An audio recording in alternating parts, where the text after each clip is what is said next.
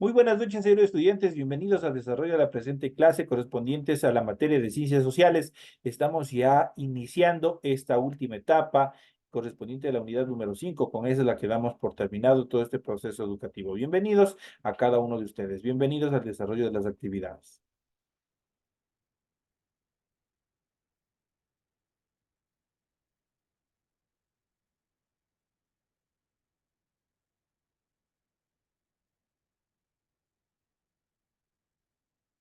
Dicen buenas noches. ¿Cómo está? Muy buenas noches. Bienvenido, compañero.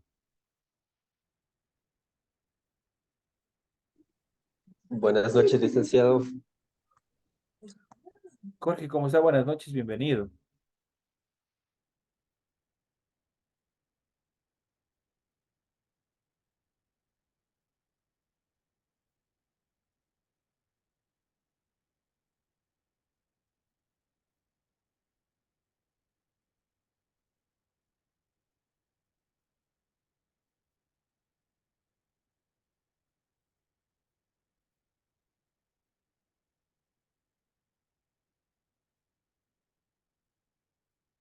Buenas noches, licenciado. Edison, ¿cómo está? Muy buenas noches, bienvenidos y bienvenidos a cada uno de ustedes. Un gusto poder escucharles y poder saludar a cada uno de ustedes en el desarrollo ya de esta última etapa correspondientes a este proceso educativo.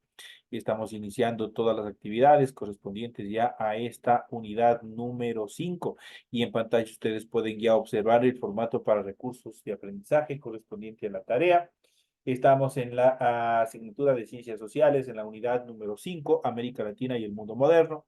Vamos a ver el tema número 1, que son los estados nacionales latinoamericanos, la revolución industrial, las economías latinoamericanas durante el siglo XIX.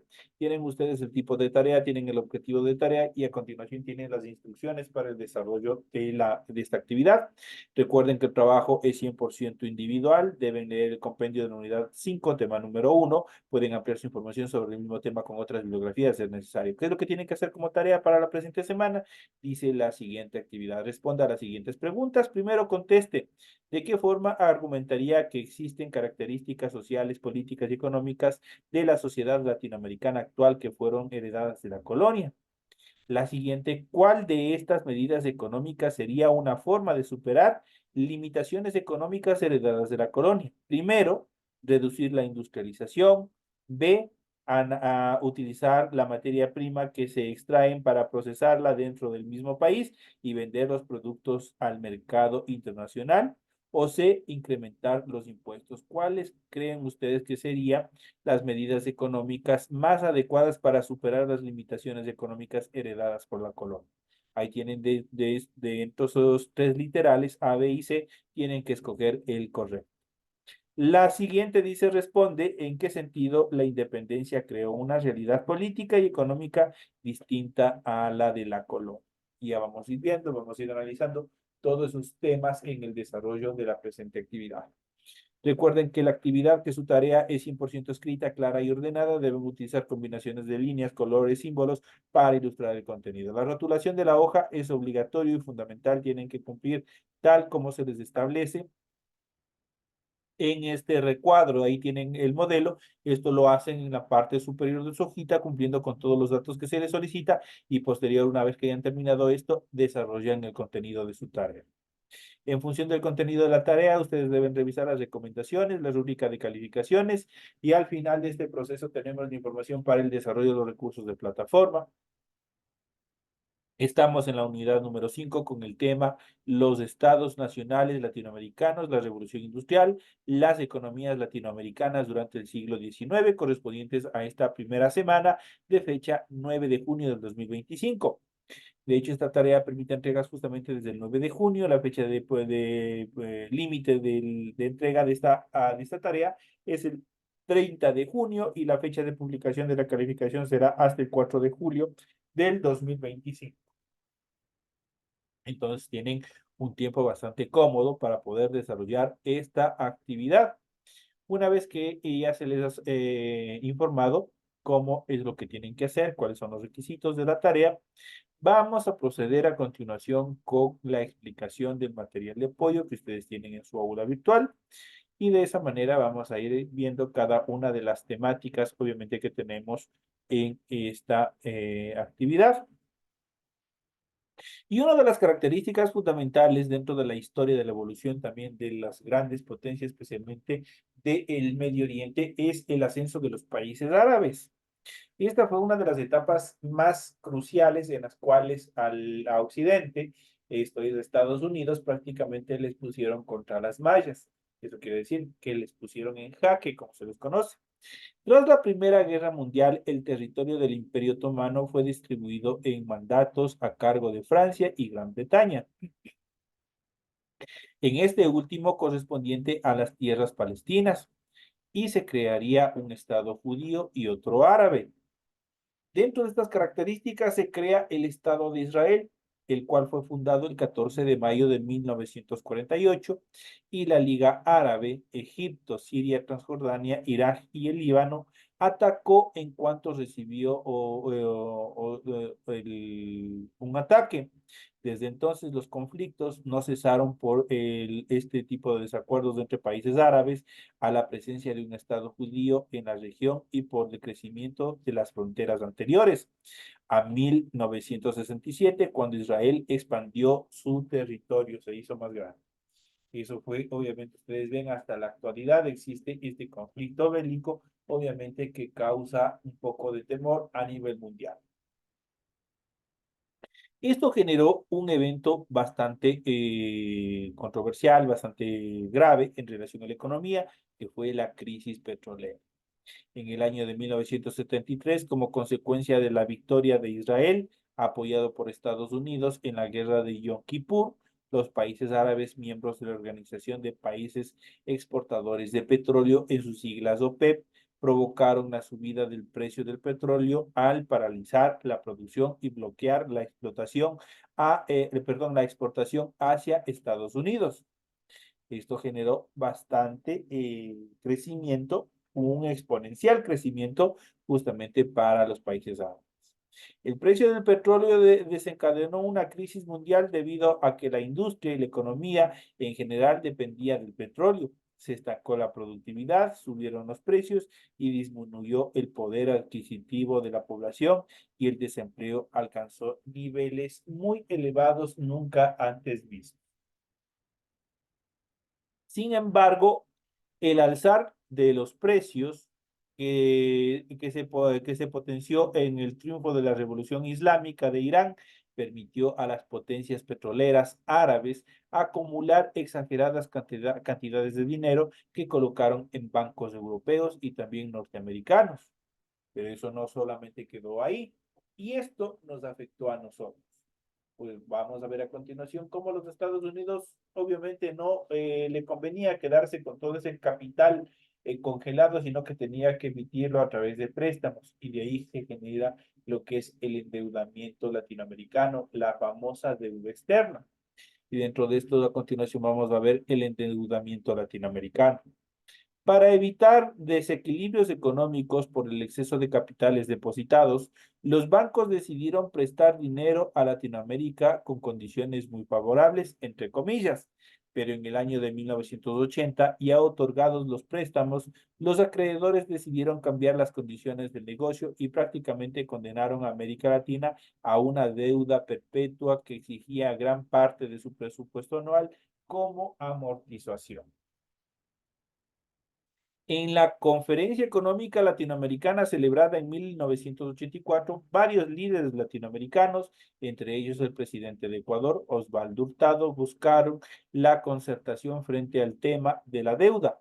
El 28 de julio de 1985, Alan García, presidente de Perú, decidió unilateralmente limitar el pago solo al 10% anual, lo que generó una inestabilidad en cuanto al Fondo Monetario Internacional, y obviamente el Fondo Monetario Internacional empezó a presionar para que obviamente se cumplieran con las deudas antes adquiridas.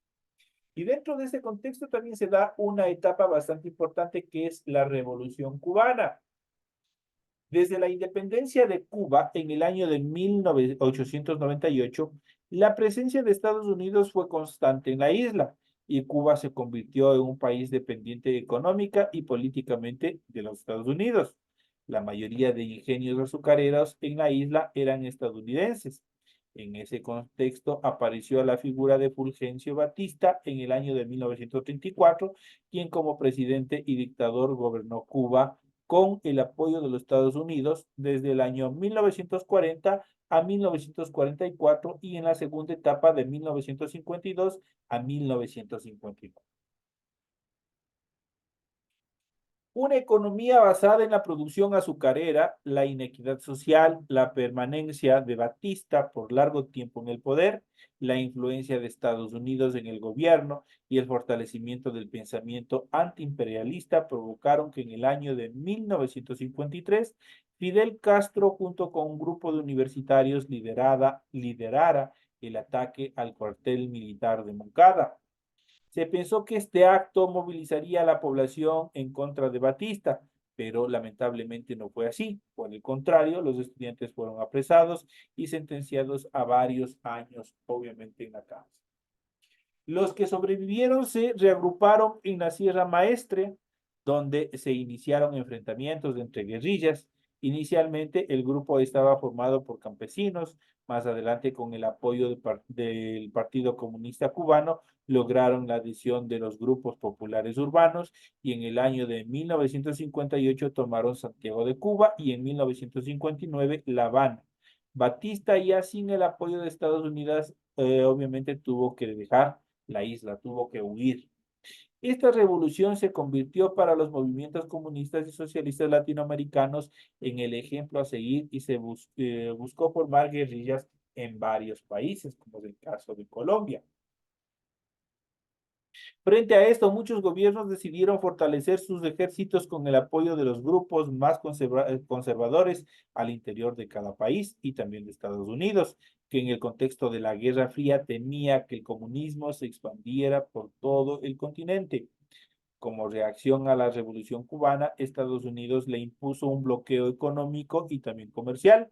Así también se pretendía revertir el avance del comunismo en la isla y en el resto del continente. Este bloqueo redujo significativamente la estabilidad económica de este país y su conexión con el resto del mundo.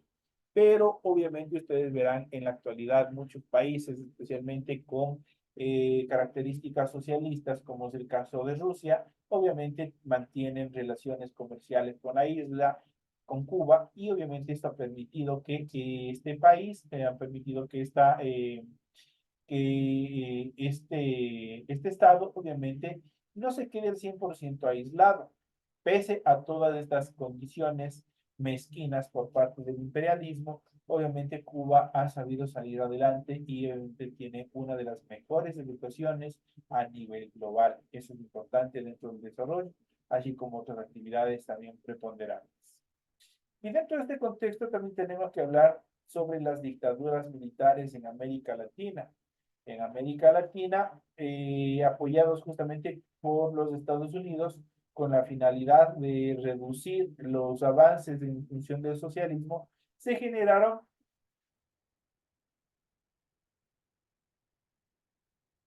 dictaduras militares. Esto es, gobiernos dictatoriales, de carácter dictatorial, pero desde la parte central neurálgica de los militares, de los ejércitos. Este proyecto fue impulsado por los Estados Unidos y se le denominó en América Latina el Plan Cóndor, donde se aplicaron varias estrategias en las cuales obviamente los estados cayeron bajo el poder de los militares que obviamente tenían ambiciones de poder y de esa manera controlaron y buscaron eliminar a la mayoría de las personas, de los sindicatos, de los profesores, muchas veces personas inocentes que obviamente pensaban diferente al imperialismo y obviamente que respaldaban a lo que es el socialismo. Dentro de estas características vamos a ver las dictaduras militares en América Latina. En el contexto de la Guerra Fría, Estados Unidos temía que se produjeran más revoluciones socialistas como la de Cuba en toda Latinoamérica. Por eso, entre los años 1960 a 1980, Estados Unidos apoyó la instauración de dictaduras militares en Centro y Sudamérica. Estos grandes objetivos se plasmaron en la Operación Cóndor en el año de 1975, que buscaba dejar a los movimientos revolucionarios sin el apoyo popular. Para ello se expandió el sistema capitalista, se disminuyeron los derechos individuales, se controlaron los medios de comunicación, se eliminaron los sindicatos y se instauró el terror entre la población por medio de asesinatos, desapariciones y torturas. Ya se pueden ustedes imaginar cómo se desarrolló ese plan Cóndor. A la vez podemos distinguir características comunes, por ejemplo, los oficiales encargados del gobierno fueron entrenados directamente por Estados Unidos. Los movimientos obreros, estudiantiles y campesinos eran vistos como un peligro por el régimen militar, eran considerados lo peor. Entonces, esa parte obviamente es una parte histórica negra para América Latina, pues en este contexto obviamente hubo muchas pérdidas humanas, hubo muchas desapariciones, hubo muchos genocidios y dentro de estas características, obviamente, en la actualidad, en uno de los países donde más predominó este aspecto, esta forma de gobierno fue justamente en Chile. Y Augusto Pinochet fue condenado justamente por crímenes de lesa humanidad, pues en este país se desarrollaron la mayoría de las desapariciones, de las torturas y obviamente de determinadas acciones cruentas en contra de la población. Se decía que todos ellos eran apoyados por Moscú o Cuba en relación a los grupos obreros, a los sindicatos y las agrupaciones sociales. En algunos casos efectivamente fue así, pero eran movimientos que buscaban reivindicación social y mejores condiciones de vida para la población. La represión que se desató significó para América Latina la muerte y desaparición de miles de personas de toda condición. Fue bastante nefasto todo este proceso que se dio. Y aquí nosotros podemos ver algunas de las dictaduras más preponderantes que se desarrollaron en América Latina. Y tenemos, por ejemplo, en Bolivia a Hugo Banzer durante el año 1971 a 1978. Tenemos también en Uruguay a Juan María Bordaberry durante el año 1973-1985. En Brasil también se aplicó mediante Emilio Medici durante los años 1954 a 1990. En Paraguay, Alfredo Stroessner durante el año 1954 a 1990. En Argentina fue la Junta Militar durante el año 1976 a 1983. El Plan Cóndor fue la coordinación de la represión ilegal entre las dictaduras de Argentina, Chile, Brasil, Uruguay y Bolivia para exterminar a los integrantes de las organizaciones populares. Según los archivos de terror descubiertos por el abogado Martín Almada en Paraguay durante el año 1992, el Plan Cóndor dejó un saldo de 50.000 muertos, 50.000 desaparecidos y 400.000 presos.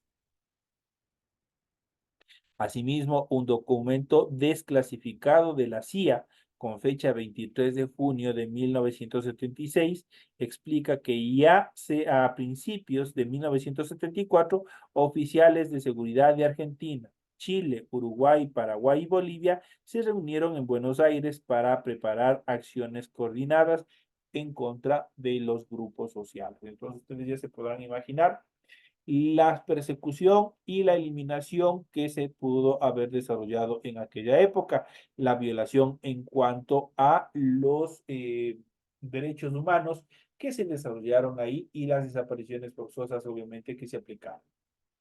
Esto en cuanto a la evolución histórica que se ha dado en América Latina en este contexto, en esta etapa de la evolución de la vida humana.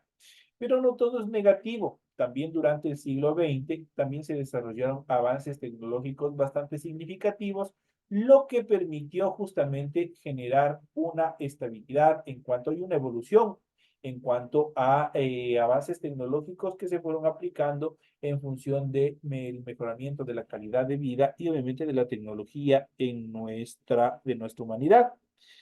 Y vamos a arrancar en esta línea de tiempo que ustedes pueden observar aquí desde el año 1945 hasta el año 1992.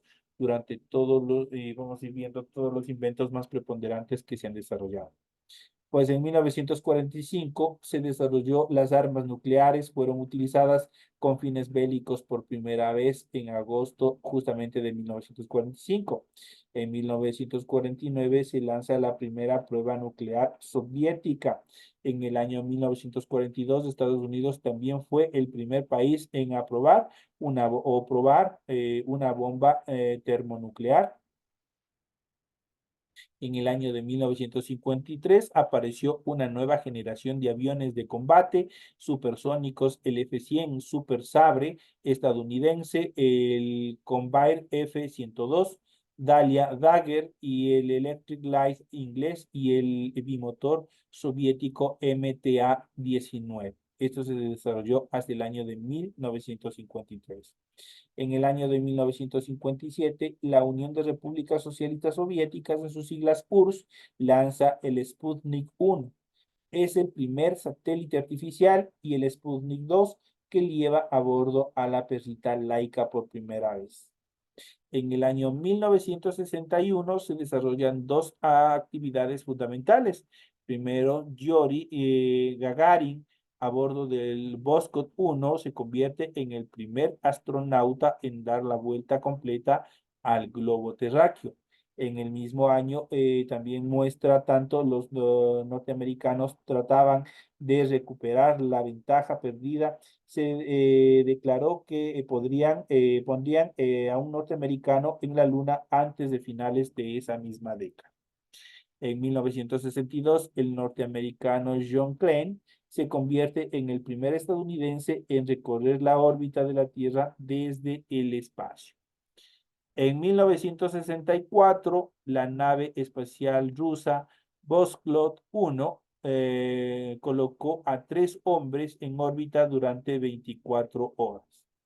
En el año 1969, el hombre llega a la Luna por primera vez. Un caso polémico, pues muchos de los casos decían que fue una actividad programada en la cual obviamente los Estados Unidos mentía en cuanto al colocar al primer hombre en la Luna. En el año de 1971, el Botyuk 1 es la primera estación orbital. En el año 1972, es la última misión tripulada a la Luna, que fue el Apolo 17. En 1984, Bruce McCandless es el primer astronauta que realiza un paseo espacial totalmente autónomo. En el año de 1988 se lanza el telescopio espacial Hubble. La sonda Magallanes realiza un mapa radar acerca de Venus. En el año de 1990, el COP detecta evidencia en relación al Big Bang. Y nosotros ya habíamos visto dentro del área de sociales, el Big Bang es la creación del universo, la gran explosión. Obviamente tiene ese nombre pese a que no hubo una explosión, sino un cambio en función de la materia y la energía. Y en el año de 1992 se presenta la misión Cassini de exploración del sistema solar y detección de planetas análogos a la Tierra. Esos son los avances tecnológicos más importantes que se han desarrollado durante el siglo XX. Todos los avances y esa pelea que se generó a partir, obviamente, después de la Segunda Guerra Mundial y de la Segunda Guerra Fría, entre las dos potencias que resultaron ganadoras, entre el capitalismo representado por los Estados Unidos y también el socialismo representado por la Unión de Repúblicas Socialistas Soviéticas, que luego de disolverse se transformaría en Rusia, lo que tenemos en la actualidad. En ese sentido, la guerra ha sido uno de los aspectos que ha impulsado el desarrollo tecnológico. De acuerdo con el momento histórico en el que se suscita, gran parte de la tecnología que se usa en la vida diaria fue originalmente creada para ser aplicada por los ejércitos durante la guerra. Es el caso del Internet. El Internet en su primera etapa fue un sistema de comunicación destinado para el ejército y para la guerra. Después que quedó obsoleto, que no era un sistema seguro, obviamente ingenieros desarrollaron estudios y de esa manera obviamente generaron una nueva estructura de Internet que obviamente estaría a disposición de todas las personas. Entonces, cada aplicación obviamente fue utilizada por los ejércitos y a cuando no era útil dentro de los conflictos bélicos pasaba a formar parte de la vida civil. Así, por ejemplo, luego de la Segunda Guerra Mundial se impulsó el desarrollo de la aviación, de la industria del caucho y del plástico. Durante la Guerra Fría, las superpotencias no solo competían por conservar su influencia geopolítica a nivel global, sino también por mantener la supremacía en el avance científico y también tecnológico. Durante este tiempo, se desarrolló la tecnología espacial, los seres humanos viajaron por primera vez al espacio exterior y la tecnología nuclear se desarrolló ampliamente. La computación y los medios de comunicación también se desarrollaron en gran medida gracias a los satélites artificiales y el invento de la computadora cada vez más pequeña, pero con mayor capacidad de desarrollo de programas, que hacían que estos aparatos estuvieran al alcance de todas las personas. Con la globalización y los avances en la conectividad humana, el transporte y las telecomunicaciones se han desarrollado, han tenido que desarrollar nuevas formas de distribución y comercialización de productos a través del Internet. Muchas empresas multinacionales pueden realizar sus actividades en diferentes países ya que están conectadas gracias a estas nuevas tecnologías. Y esto se ha visto justamente aplicado especialmente a través de la pandemia. A través de la pandemia, nosotros empezamos a utilizar con más fuerza, con más frecuencia, justamente el Internet, no solamente para la parte recreativa, para la diversión, sino también para el comercio, para el desarrollo de educación y otras actividades más. Entonces, ahí podemos ver también el avance que se dio en cuanto a la tecnología de la comunicación y de la información. Todos estos procesos obviamente tuvieron que estar basados en determinados conceptos dentro de la pacificación mundial. Y acá a continuación, como parte final, nosotros vamos a ver la construcción de la paz. A partir de 1945, tras el fin de la Segunda Guerra Mundial, la India empezó su proceso de independencia de Inglaterra. Entre los líderes independentistas se encuentra Mohamed Gandhi, conocido por promover la protesta no violenta, como la huelga de hambre que él mismo hacía cuando era encarcelado por las autoridades británicas. Una vez obtenida la independencia, Gandhi luchó por la incorporación de las castas excluidas del sistema y por mejorar las condiciones sociales. Además, en la India cohabitaban dos grupos de distintas religiones, los hindúes que eran mayoritarios y los musulmanes. Tras la independencia, ambos grupos se enfrentaron. Gandhi luchó para que coexistieran estos dos grupos en paz y de hecho defendía los derechos de las minorías musulmanas, siendo el hindú. Fue asesinado en el año de 1948 por un extremista hindú. Otro de los temas fundamentales que podemos hablar de esta época fue el pacifismo en el mundo moderno. A partir de lo que determinó Gandhi, esto se expandió a nivel global. El pacifismo como activismo social o político es un embargo, un fenómeno que se presenta también en otras latitudes en la segunda mitad del siglo XX. Los primeros grupos pacifistas aparecieron en países escandinavos durante la invasión nazi de la Segunda Guerra Mundial. Después de la Segunda Guerra Mundial, el empuje económico de Estados Unidos provocó en la sociedad en general un adormecimiento de su capacidad crítica.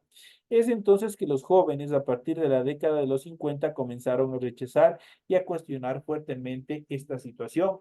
A esto se sumó la intolerancia hacia la idea del socialismo. Una crítica al belicismo fue el movimiento hippie, que ustedes habrán escuchado.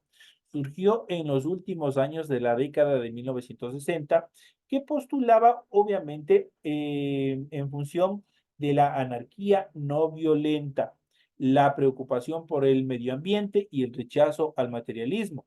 Los hippies formaron una contracultura antibelicista en Estados Unidos y también en Europa.